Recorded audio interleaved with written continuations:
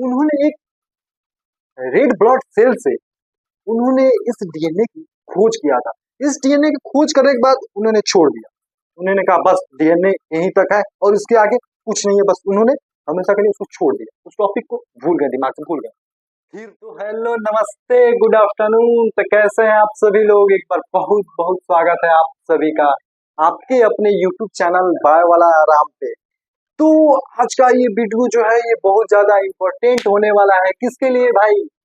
जो इंटरमीडिएट के last year में हैं, जिनका एग्जाम नेक्स्ट ईयर यानी कि जिनका फरवरी में पढ़ने वाला है, उनके लिए तो बहुत ज्यादा उपयोगी होने वाला है। ये तो रामबाण के जैसे काम करेगा। तो कृपया करके आप इसको ध्यान से देखेंगे, ध्यान से पढ़ेंगे, क्योंकि यही एक टॉपिक है जिसको मैक्सिमम टाइम बोर्ड की एग्जामिनेशन में इसको पूछा जाता है। इसलिए आप इसको ध्यान से देखेंगे, दिमाग के कहीं किसी कोने में इसको एकदम बढ़िया से बैठा लीजिए, ताकि जब आप एग्जाम देने जाएं तो आपको ये दिमाग से, आपके इस दिमाग से कहीं निकल ना जाए। इसलिए आप इसको एकदम ध्यान पूर्वक से देखिएगा और समझिएगा।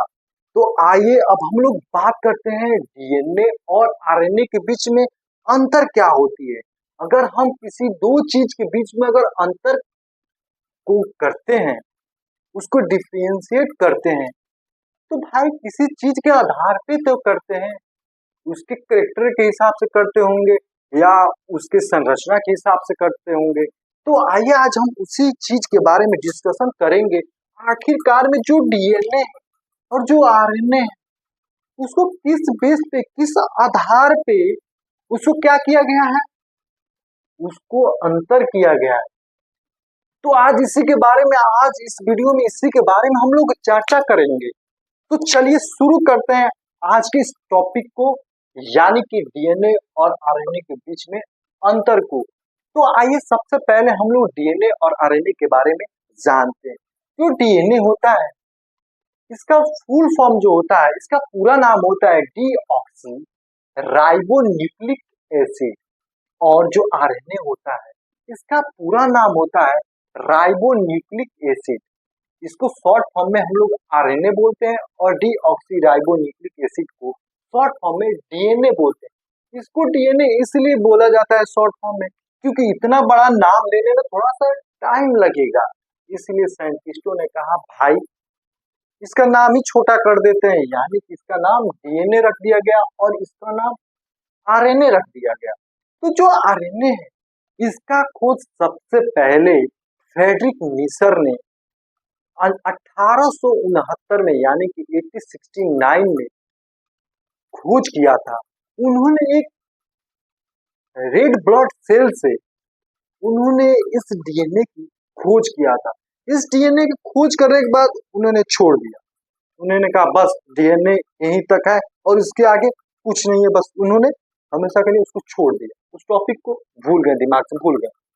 फिर कुछ सालों बाद दो साइंटिस्ट आते हैं जिनका नाम जेम्स वाटसन और फ्रांसिस ग्रिक आते हैं। उन्होंने 1953 में जो फ्रेडरिक मिशर ने डीएनए को देख के छोड़ दिया था, बस उन्होंने बताया था यह एक न्यूक्लियन है। उसके बाद ये दो साइंटिस्ट आते हैं और ये बताते हैं जो डीएनए है भाई, ये डबल स्टैंडर्ड है।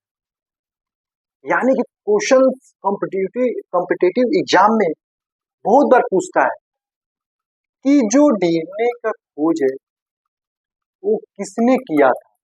देखिए जो डीएनए का खोज है वो किसने किया था, जो डबल स्टैंडर्ड मॉडल है डीएनए का, वो उसका खोज किसने किया था। इन दोनों में अंतर है। तो अगर खोज की बात आए कि डीएनए की खोज किसने किया था, तो आप लोग वहां पे लिख के आएंगे फ्रेडरिक मिशर ने किया था। और अगर वहां पे बात आ जाए कि डबल स्टैंडर्ड किसने बताया था, किसने प्रदर्शित किया था, तो वहां पे आप लोग वाटसन और क्रिक सर को लिख के आएंगे, उसको बता के आएंगे, कंफ्यूज नहीं होना है।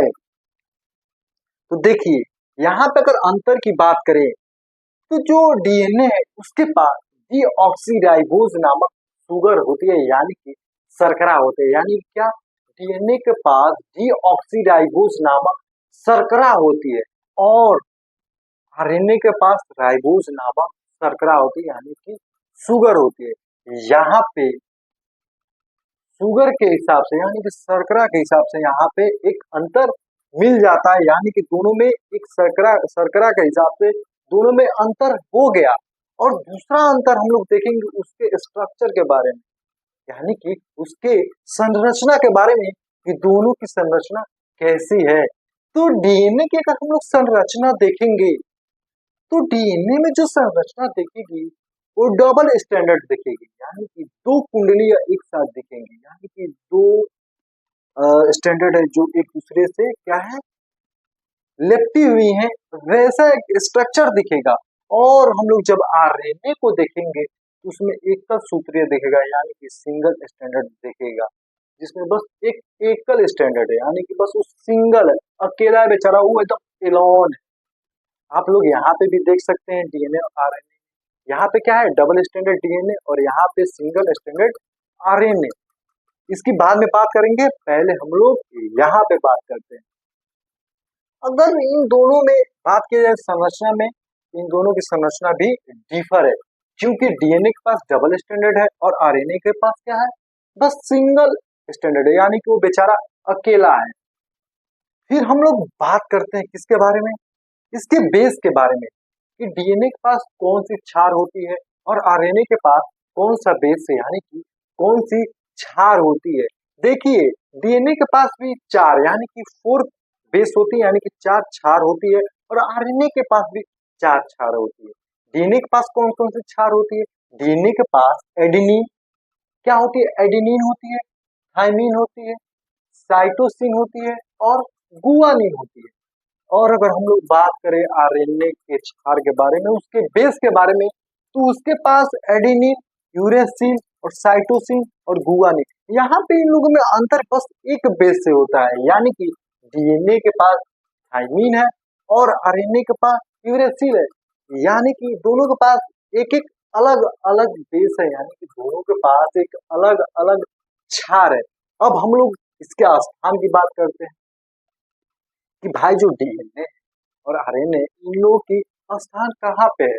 तो देखिए जो डीएनए हुआ या आरएनए हुआ, ये किसी सेल के किसी कोशिका के नाभिक में मिलते हैं, यानी कि पाए जाते हैं, यानी कि जो डीएनए यह किसी कोशिका के नाभिक में यानी कि न्यूक्लियस में मिलता है, और जो आरएनए है ये न्यूक्लियस और साइटोप्लाज्म में दोनों में मिलता है, यानी कि न्यूक्लियस और साइटोप्लाज्म में भी क्या मिलता है, आरएनए मिलता है।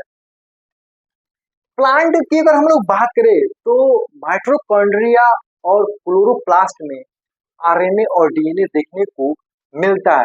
अगर हम इसकी कार्य की बात करें कि भाई ये तो फिजूल की नहीं है ना, डीएनए कहीं कोई कार्य कर रहा है कि नहीं कर रहा है, इन दोनों के कार्य के बेसिस पे, उनके आधार पे इन दोनों को इन दोनों के बीच में अंतर को बताया गया है। यहाँ पे जो अंतर है, डीएनए क्या करता है, अनुवांशिक सूचना संग्रहित करता है, यानी जो डीएनए है वो क्या करता है, जेनेटिक इंफॉर्मेशन यानी कि अनुवांशिक सूचना, यानी कि जो पूर्वजों का जो गुण है वो अपने अगले वंशज तक उस गुण को, कौन सी गुण है किसके पास कौन सी गुण है, उस गुण को संग्रहित करता है और अपने अगले वंशज तक पहुंचाने के कार्य को करता है, यानी कि जो उसकी सूचना होती है वो अपने पास कलेक्ट करके रखता है, इकट्ठा करके रखता है, और जब उसको मौका मिलती है तो क्या करता है, वो उनके गुणों के यानी कि पूर्वजों के गुणों को उनके अगले संतानों में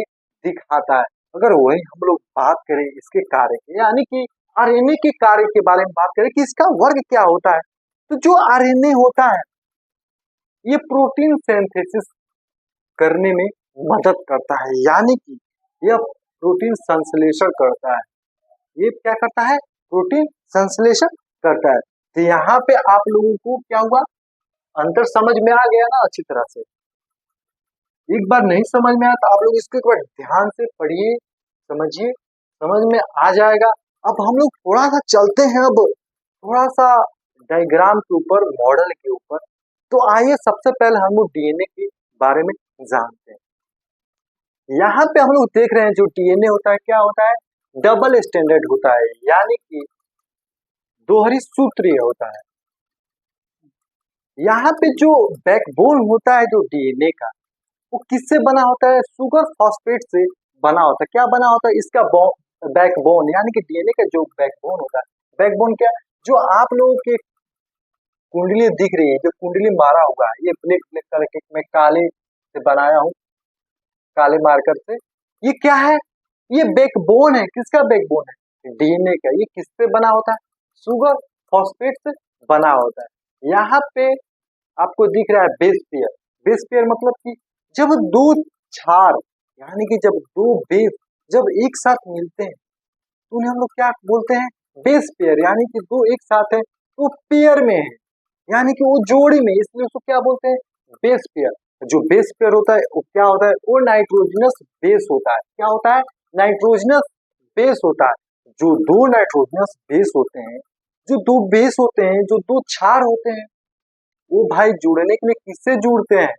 जुड़ने के लिए कोई तो सुविधा चाहिए। वो लोग किससे जुड़ते हैं? हाइड्रोजन बॉन्ड के द्वारा एक दूसरे से क्या करते हैं? वो जुड़ते हैं। क्या, कौन जुड़ता है? बेस जुड़ते हैं, यानी कि क्षार जो होती है वो क्या होती है? हाइड्रोजन बॉन्ड के द्वारा जुड़ते हैं। अब हम लोग अब बात करते हैं आरएनए के बारे में। तो हम लोगों ने अंतर में ही देखा था, जो आरएनए होता है वो सिंगल स्टैंडर्ड होता है। यहाँ पे आप लोग देख पा रहे होंगे कि जो आरएनए है वो सिंगल स्टैंडर्ड है। यहाँ पे जो इसका बैकबोन है, इसका भी जो आरएनए का भी बैकबोन है, किससे बना है? सुगर फॉस्फेट से बना है। यानी कि आरएनए हो या डीएनए, इसका जो बैकबोन होता है किससे बना होता है? सुगर फॉस्फेट से बना है। और इसके पास भी क्या है? कौन सी बेस पेयर है? गुआनिन है, साइटोसिन है, साइटोसिन है, गुआनिन, एडेनिन और यूरेसिल। इन दोनों में बस अंतर यही है कि डीएनए के पास जो बेस पेयर है वो थाइमीन है, और जो आरएनए है उसके पास बेस जो है वो यूरेसिल है। यही बस एक ही बेस पेयर का अंतर होता है, और इनके संरचना, उनके कार्य में भी बहुत अंतर होते हैं। और भी इनके बहुत सारे अंतर है, अगर बताने लगेंगे तो ज्यादा टाइम लगेगा, थोड़ा सा वीडियो लॉन्ग हो जाएगा। आजकल लोग लॉन्ग वीडियो नहीं देखते हैं। आज लोग सोचते हैं कि सब कुछ शॉर्ट कट में हो जाए, मतलब यानी कि वो शॉर्ट खोजते हैं। भाई शॉर्ट में खोजोगे तो ज्यादा ब्रॉडली नॉलेज नहीं मिलेगा। शॉर्टकट बहुत बेकार रास्ता है, बहुत गलत रास्ता है, इसलिए शॉर्टकट नहीं अपनाना चाहिए। लॉन्ग कट जाओ, थोड़ा सा अच्छा सीखो, अच्छे से डीपली पढ़ो। तो यहाँ पे आप सबको कैसा लगा हमारी ये वीडियो? अगर आपको हमारी इस वीडियो से थोड़ा सा भी नॉलेज मिला हो, थोड़ा सा भी जानकारी मिली हो, तो आप हमारी इस वीडियो को लाइक करें और कमेंट में जरूर कुछ ना कुछ रिस्पॉन्स करें। वीडियो देखने के लिए आप सभी को धन्यवाद। मिलते हैं बहुत जल्द एक अगली वीडियो के साथ। तब तक के लिए धन्यवाद। Thank you.